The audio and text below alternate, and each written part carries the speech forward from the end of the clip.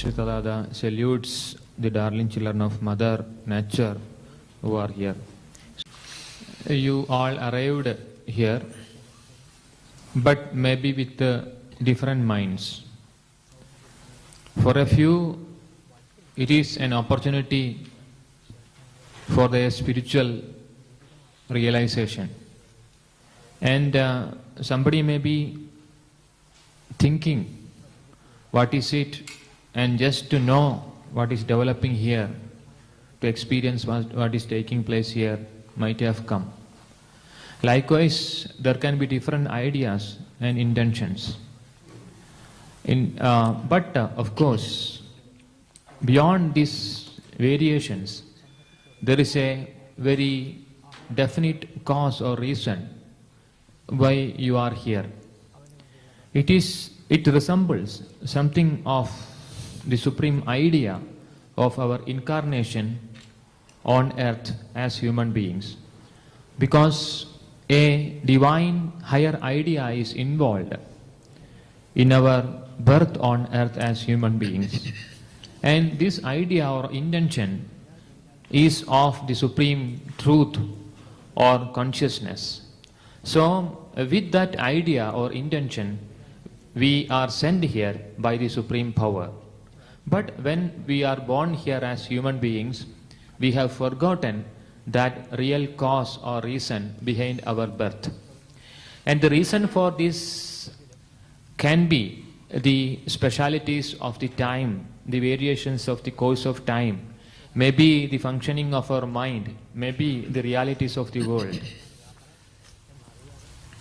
And when we start living on earth, it is determined by, or it is affected by many things. The karmas of previous births and the effect of the movements of today's world and the desires arising in our mind out of the movements of today's world. Hence many things are involved, and scattering our energies and moving our mind in many directions, we are trying to find the right way of living in the world. But we all are desiring a higher, noble and better life. And we are thinking and aspiring a progressive expansion of that goodness in all aspects of our life, our individual, the family, the society, the nation. So all should exist in a better, happy and noble stage and state. But somehow we are not able to arrive at these higher aspects. And in this confused situation, we are all seeking what is the righteous way, what is the noble way, what is the way towards happiness and peace. And in this state, it is relevant how you are able to reach near Shritadada, because it is the inner seeking of the inner soul is responsible for your arrival here. Because your inner self is searching in many things, in many places, then when you hear that Shritadada is coming to Rome, thinking that may this inner thirst or aspiration be fulfilled, or an answer can be found if I met Shritadada. So this inner thirst or calling is primarily responsible for your arrival here. First of all, we should understand the effect of karmas and the link of karmas, the effect of karmas in our life. And it is a very fundamental aspect of our life and the things happening in our life. So this theory or this truth of karma can be well understood if we divide this into three categories. And it is the Sanjita karma and the Prarabdha karma and the Agama karma. Sanjita means the stock of all previous karmas. And Prarabdha is that portion of the matured karmas that we will be having experience in this life, in this span of life. And Agamya is that karmas which we are doing today and goes into the stock of Sanchita karmas. So our life is determined by these three aspects of karmas.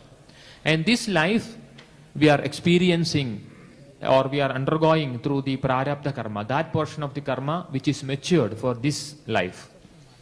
So this karma gati or the way of karma is deciding our life, is directing our life, is molding our life. So the pains, happiness, suffering that comes is from these prarabdha karmas. So unless we know this truth of the movement of karma, we will not be able to find the freedom of living or the happiness in life.